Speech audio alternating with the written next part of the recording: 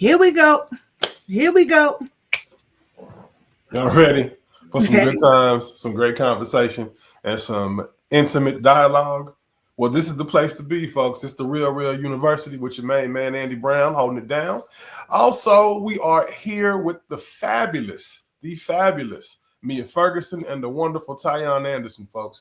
When I say this is the Real University, we dropping some good knowledge, some good game, and some real hardcore discussions where we talk about hot class conversations from an HBCU perspective. Y'all feel me? So what we're going to do is hit y'all with a little bit of class. Click, like, and subscribe to the channel. Be sure to follow us on all social media platforms if you paid your phone bill and you are active and you have service. Folks, this is what we do. So if you missed any previous show, shame on you for doing that. Continue to follow us. Continue to hit us up. Continue to do what we do. Your uncles right here, HBC uncles right here, getting it down with some good. And also, but without further ado, we have a very special guest that's going to chime in. But before we get to that guest, I need the ladies to go ahead and give us some play and give us some feedback. Mia, what's popping? How you feel? Oh, it's a Monday. It's a Monday. Pretty good over here, Andy. Looking forward to discussing some things with our with our guest here. I won't say his name yet. With our guest here, Mr. Tony Rich. I'm gonna say it anyway. Excited to have you on, Tony. Thank you for joining us. Yes, ma'am. Thank you for having me. Indeed. And if you have not met the blonde bombshell of the Midwest, she dresses the best and she does make it happen. The wonderful Tyon Anderson. What's going on, Tyon? Hey, making it happen, Captain. We are here, man. We are going to do some things. And last month, we had a wonderful discussion. We broke this thing down into wonderful elements, the reasons why it's difficult to support HBCUs. But we also gave you reasons of what encourages us to do just that. So go back and listen to some of the shows. Pass that thing like a nasty virus to your friends and family. And be sure to spread the love and the wealth about what we do on this particular platform to educate and uplift our culture in a real way. In a real way. Without further ado, folks, let's bring on another fantastic folklore having frontman who's a wonderful writer, entrepreneur, and gift of gab here from my prestigious alumnus of the Grambling State University. If you are into reading and you can put words together like Letterman, you will understand the dialogue of what this brother's doing, man. Wonderful books, wonderful writer coming together. He's got a couple books that ebooks actually that have been published, self-published that is. And I thoroughly encourage you to put your hands on this. And we're going to talk about a couple of them, but one in particular as we dive into this. So without further ado, wonderful writer, my good friend and colleague, Mr. Tony Rich. What's happening, fam? How you feeling? Welcome. Welcome, Tony. What's going on, family? What's going on? Hello, ladies. How you doing, ladies? Thank you for having me on. Absolutely. Now, Tony, I did mention that you are a writer in your books, but what I did not do was talk about the title of these books. A lot of us need to really understand where these works are coming from. You have one book entitled From Herbivore to Carnivore. Saw that one. A Vegan Transition. You got one book entitled Stop Complaining About Your Job. I definitely want to talk about that one. Get out there and hustle. Okay. And another book that I really want to dive into because we are all HBCU graduates, we're going to talk about being the Black Tiger. Where that come from, what inspired that, and what really put the pen to paper when you wrote the book, The Black Tiger. But even before you dive into that, Tony, kind of give us an idea of a background of who you are and where your inspiration to write came from. Were you a writing major? Did you talk about writing? Were you creative culture? Like where did that come from? Talk to us about that. I've always been what I call a journalist, but not a journalist. But I just used to write down everything. My mother, my sister, they all were like artists. I mean, very good artists. And I always liked to write, but I didn't think it was cool. And so I just kind of, every day I go home and write about my day or what happened or, life things that happened. And I just put it up. The reason I started writing is because my father passed, and I didn't like the way all my siblings handled the business.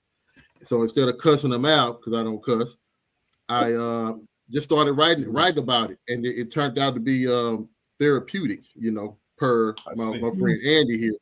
And I wrote the first ebook called Turmoil in the Wall, The Seat of a Family, right? So that was my first ebook, but Andy knows that I like to try stuff. So I had to try to see how everything's on Amazon.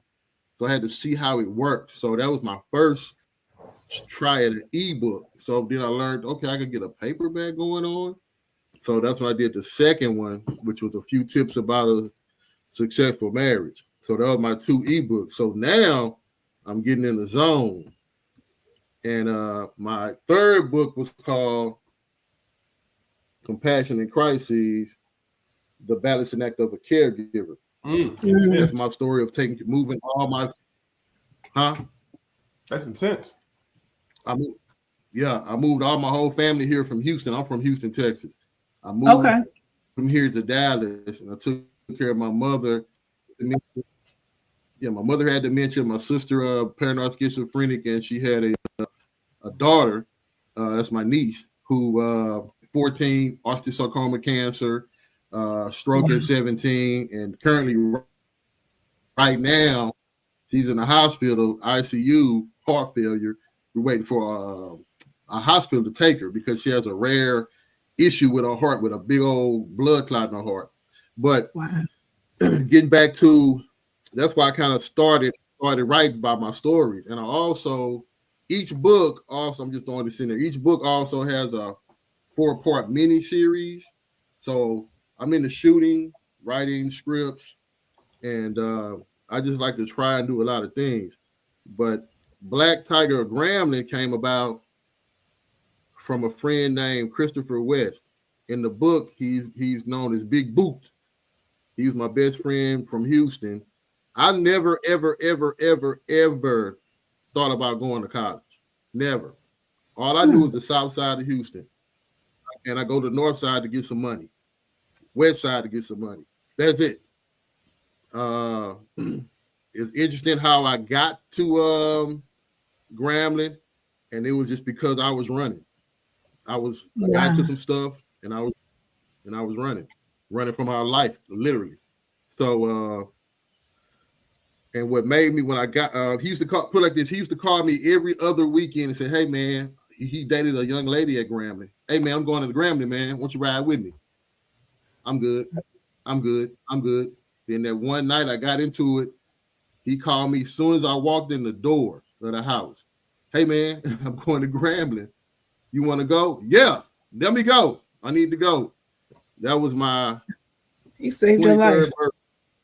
Oh, big time. And that book is dedicated to him, actually. Wow. And he picked me up. We went to Grambling. And the only reason why I even thought about going to Grambling, because I was with his girlfriend. We went on the campus by Long John's Hall, and and I was so outdone about how many women was up there. I knew you were gonna say it. Numbers don't lie. Nothing like the allure of an educated Black female and the way we carry ourselves. I don't care where you came from. You was like, "Wait a minute, I gotta get a piece of one of them." Piece of one of them. The truth is told. The truth is told. Continue. Go ahead, Tony. We love it. Yeah. It's an interesting story. And I'm just looking back and forth, going through the yard, because I looked at what's that show, not the Cosby Show, the little college one. Different World. Different World. Different World. I'm thinking college is that. To me, that was corny. I'm like, but when I actually seen the yard, and I was really blown away and amazed. And I like the small town atmosphere, right? Because the drive was really therapeutic on the way there. But I looked around, I said, Dee, her name's Dee. She's Dee in the book. Dee, is it always these many women up here? She said, she said, it is, they call me a different name. She said, hey, it's 8-1. It's 8 women to every 1 male here. I'm like, quit lying. How do I go to school here? And she went to Long John's Hall, got my paperwork, filled it out. I went. That was September the 5th, 1993. I'm saying my age. Good Went back years. home. Yeah. Kind of. Oh yeah. I stayed out of. I kind of. There you go. When I went back home, I kind of stayed incognito a while. I didn't move around because it was still drama going on. But I remember getting the piece of paper saying I got accepted in December, and I said, okay, let me just don't do nothing. So I really just stayed in the house that whole time. It's in the book. I'm gonna tell you this, but on up to the time I kept getting into stuff, raids, shootouts, jackings. And that's because I said, you know what, I'm gonna leave in a few minutes. Let me just go. Let me go around the corner and just hang out. Nope, I should just stayed at home. But I think that was God telling me that, hey man, I told you to stay at home. Stay at home. Because the last time I got into it, the police had to spread out. Wow. It was so much stuff around. That was hello. We're What here. happened? We hear you, but you froze. Hello. Shoot, the conversation got so intense. The internet said, Right. Internet was like, hold on, pause. We need a break. Okay, there we go. There we go. Or maybe it's censoring because they don't want him to tell too much. Yeah, that's what it is. But let's just say God was on my side that night, and it was a cool police officer because he asked me what I was. I said, look, man, I'm going to school at the 14th of January. I'm just here with a friend. I don't want to do nothing. And shoot, they let me and a couple of people go. And I stayed. I did not move. I stayed at home until it was time to go. And I got there, and then the drama started all over again. But that's a little gist of it. It's called Tyler Grambling. Wow. And that's just the 94 part. It's like 94, 95, 96, 97, 98. And it gets crazier. But it shows the growth, though. That's what my friend Wes was telling me.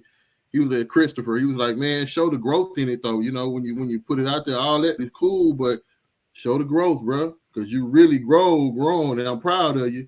So when he said those words, I'm like, I got you. Okay. Kind of made me feel good coming from a good friend.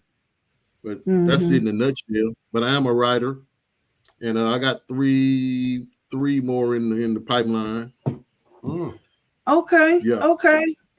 Wow. So it really did save your life. College saved your life. Literally. No doubt about it. No doubt about it. And through it all. So one of the reasons why we call it The Real Real is because there's real stories just like yours, right? That come out amongst friends, different groups, activity, however it happens. Like you said, Andy knows, right? However it happens, it's a lot of real stories that are out there from people who had the experience is different for everybody. We always say it. But what intrigues us here, the reason why we love to invite people to the show is because that was the story then. And now here you are in your life now.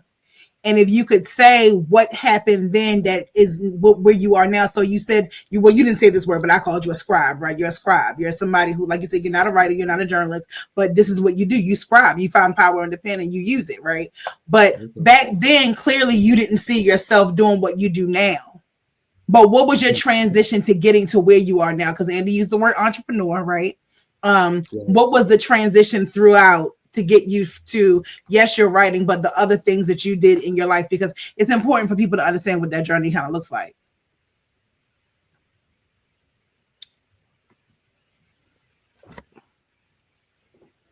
And I'm pausing because that's a good question, right? Oh, well, thank you. It's very good question. Yeah, and nobody's really ever asked me that question before. But me personally, you can't be scared of nothing. And when I say nothing, I mean you can't be scared to try anything, right? Nothing beats a failure but a try. Right. That part right there. And I come from and I don't want to sound cliche, but a line of hustlers, and we all did things just to try to make it, you know, whether it's legal or illegal. I've never been afraid to lose. You know, whatever. If you know, in my mind, everything's material but life. You know, if I lose $10,000, I'll get that back. I lose a car, I'll get that back. You know, I probably didn't even need it. You know, so I've never been afraid to lose and try. And also, I don't know everything, but I do believe in keeping people around me that know what I don't know. I always tell people, hey man, you can call me if you whatever you need, I got you. If I don't know, I guarantee you I can call somebody that knows somebody that knows somebody that they can get you straight. Somebody that knows somebody. So I think that's a part of one of the great things about those HBCU experiences. It's you get a network that you didn't intend. You get the type because think about it. I mean, and I kind of alluded to, you know, the environment that I had growing up as well. But had you stayed in that same environment, and I don't care if you literally moved next town over, next state over, you know, there are certain states that the hustlers like to go to, still attracting that same crowd, those same kind of people. But when you take yourself to an institution where there are thousands of people that are interested in furthering themselves and bettering themselves, no matter how they got there, you know that they're in the struggle with you. Sometimes people in the street ain't in the struggle with you. They're trying to take what they got from you. Facts of life. But you are surrounded by a whole bunch of people that want the same things that you do. And they want to make it, and they want to make sure they instantly, because you just said it, instantly, y'all became brothers, y'all became sisters. You know, you got that community, and that community is probably that same network that you're talking about that you can call. I know somebody that knows somebody, and because you are who you are and the relationship that you established, they trust you now. Right. Yeah. And that's something in that hustle mentality that we need to learn. You got to have somebody that you can trust. You got to have somebody that you can trust. Yeah. No doubt. And you have to be solid. And you have to be solid. And define that word solid. Define solid, Tony. What does solid look like? Well, solid meaning if your no means no, your yes means yes. And if I say I'm gonna do it, I'm gonna do it. Yep. Solid don't mean how many likes you got, how many friends you got, how many parties you show up to, what you got on your bag. Solid don't mean any of those things. Solid means when I call you, will you come? That part if you say no, you mean no. If you say yes, you showing up. That's solid. For sure. With more people. Hey, Tony, you had mentioned earlier, not long ago, about the book, how therapeutic it is to write, right? And especially with putting, words to pen and to put it out there. There's a different aspect of that when it comes to writing, because we hear people say, "Well, I want somebody to read my story," or "I just want to get my name out there." They may journal things, but they don't take it to the level of actually taking it to a book or a published book, for that matter.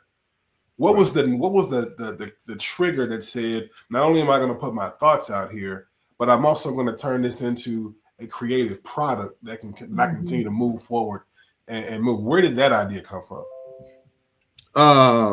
Really, you and Amazon KDP. They need to pay me for that plug too. Definitely. You did it. So, you did it. So, I'm kind of inquisitive. I want to learn. How can I do it? And most of all, how can I get it done free and pay somebody on the back end? And I went to searching, and I was on KDP and Amazon. I'm like, okay. Like I said, I started the first ebook just to try it out. Like I say, I'm not scared to try nothing. If I lose, I lose. Just to try it out. And I just kind of threw something together, went through the prompts, learned. Now I'm showing other people how to do it, or they're paying me to do it for them. But but I'm more like, let me show you. What's the saying? You can lead a horse to water, and you can't make him drink. Can't make him drink. I'm gonna force your head in the water. You need to. Money is cool, but if you have the knowledge also, that'll make everybody stronger. You have the knowledge. Spread the knowledge around, man. If you need my help, come on back over here. Let me educate you a little more.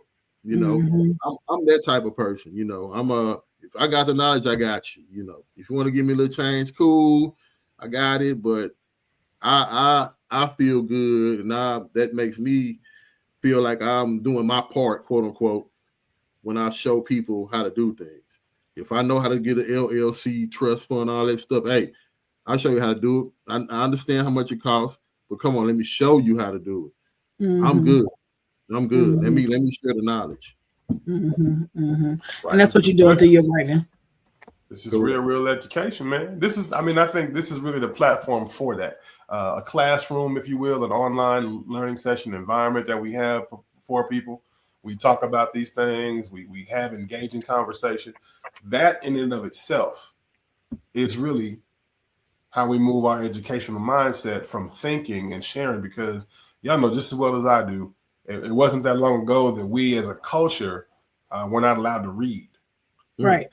And now we're taking that into a different level. I mean, think about what our ancestors and our elders may have gone through that couldn't read books for not only recreation, but to educate themselves. And now we're in a position to not only teach others, but to have books ourselves and to spread that information and knowledge. Hey, that's power. Right. And to put the cherry on top, a lot of those famous writers that we were all forced to read, the truth is coming out that we were the people of our color were the ones writing those books and those poems and all those sonnets and all the other things that I did. I did, because at the end of the day, I can't say we've been robbed, but what has happened is that we don't share. Right. We don't share. We're not sharing. Right. We're not sharing. So if we share our knowledge, then we know a little bit more to dig to find our truths. Right. Because here it is, 2024. I was looking at something the other day and I said, they still coloring Jesus white. I said, okay. I said, but even though that they know that we know that they know that we know that they know that they was lying, but okay, because that's their truth. That's what they did. But I'm seeing, and Tony is perfect proof, as you know, we all are. But what I see is that people are tapping in, and those purposes are being drawn out, and those purposes are leading us all villagers to those other spaces. You know, we all come from different backgrounds. We know we learn that Tyon talks about all the time. We learn all of our different backgrounds when we're in these spaces. And that really is the incubator space for how you're going to attach onto. Because if don't nobody know relationships and use them, Tyon, if you say a thing that you need, she's gonna be like, hold on, wait a minute, let me make a call because so. And so before you even finish the sentence, she is guiding you towards support. We're not always that way, because what was one of our top 10? Gatekeeping. Yep. So for Tony to say what he said, right? For Tony to say what he said about how I learned this, it saved my life. And we're talking about our schools, right? We didn't talk about a single class, because we don't have to. Because you know where I stand, the strength comes from where you come from. We ain't talking about no class. It saved my life. I met these people. I always did this. I honed in on this. I turned that into this, and I keep it pushing, and I keep giving, and I keep supporting, because that's what we're supposed to do. That's what this really looks like. That's why we're here. That's why we're here, right? Tony, let me ask you this question about that. I mean, while we're on it, mentorship. When you were there, outside of the brotherhood that you established, you know, who were your mentors? Were there any administrators? Were there any professors? Were there any lunchroom staff? You know, who? Because you know, we get in with the lunch lady, you know. But were there any other mentors that you probably never would have thought, or somebody that you never would have thought that you would admire that helped guide you through this process? Great question. Two people jump right out of my head. It was a accounting professor named Dr. Cato. Dr. Cato, and he described himself just like this: I'm a redneck country boy cowboy boot wearing, big buckle, tobacco chewing country boy. Me and that man was cool. He passed in 2017. Oh wow. And the fact that you know this, because even we've talked, me and Mia have talked about it. We could still name some of our professors that, and I still have relationships with them on LinkedIn. Just literally those relationships, and people don't understand that takes you a long way. And the fact of the matter that I'm gonna even say this about, what was his name, Dr. Cato. He was probably brave enough to come on that campus and be amongst who he was amongst and give y'all the knowledge and pass some things on and really get down and understand, understand that there's great and brilliant minds and that he was actually part of cultivating that experience for you as well. For sure. Yeah. For sure. It was another lady named Dr. Malonson. She taught me, she was my finance teacher. I didn't think I knew numbers. I didn't think I knew finance. And what she said blew me away. I was the type of, now let me just say this. When I went to Grambling in 1994, I was 24 years old. I just turned 24. I was in my mind, I'm an old school and I was a man. So I was always going to my. You was a man, Tony. I was going to my teacher's office, and Dr. Malonzo was cute. And I went to her office, but she was smart as a whip, though. And I kept saying, Doc, I don't understand this finance. I'm about to drop it. She said, what do you know? I said, I know weed. I know marijuana. So why she broke it down to me in pounds and ounces and quarters. Okay, guys. Say, I had Dr. Moss on too. Oh, she had my very first sheet. Yeah, I'm with you on that. Oh yeah, man. She was the one I'll never forget that encouraged the whole class. We had an entire class. You have to have an email address because this is going to change your life. Before you leave today, come see me and get you an email address. I remember that to this day. Wow. She broke it down to pounds. Dr. Malonzo also was on they made a movie about her because it was I can't think of the name of that doggone town in Louisiana that had the lead in the water. They made a movie about her. I'm still trying to find that movie to this day. Yeah, sure did. Made a movie about it. She led that whole charge, bro. Sure did. What? It was right outside of Baton Rouge. It was right outside of Baton Rouge. It was a town right outside of Baton Rouge. I remember seeing the movie, and I remember looking at they had a TV. I'm not a TV watcher, but I keep the TV on. And I remember when the guy they said Miss Malonson, her name Linda Malonson. Yep. I said, wait a minute, and I just kind of looked her up, and it was her. But that was like, it was years ago. 2004, 5 maybe. Wow. Yeah, she was she was all about the business. I remember she said, I said, Malonson, Dr. Malonson, help me do a business plan. Can you read? Can you read? You can do it yourself. Yeah. I said, okay. Wow. And did it. But you know what, Grambling, I love Grambling. I'm married to a woman from Grambling. I've been with her 25 years. Okay. I still go. We have a home in Grambling. I love Grambling. I am a Grambling life for real. It really changed my life. And the relationships I met that have been there still, 25, 30 years. It's just crazy. Yes. It's crazy to me. Yeah. But I don't want to take up the whole thing. Go ahead. No, man. Listen. Thank you. Yeah, this is about you. Yeah, like you hit all the nails on all the heads for the reason why we're doing this. There's a before the experience, it's the experience, and it's life after the experience, and that's what we're here for. Like, would you say you was a grown man at 23? Right, we was in our minds. Well, except for me, because I never really rushed to grow up. But in our minds, we grown 18. We out here. We think we know it all. Right. And we don't know. You don't curse, so I won't say it. But we don't know a daggone thing. Yeah. But one thing that I want to touch on too, that HBCUs are known for most of the time is, one, we gave you a chance, and two, we didn't give up on you. Everybody is somebody. That part right there.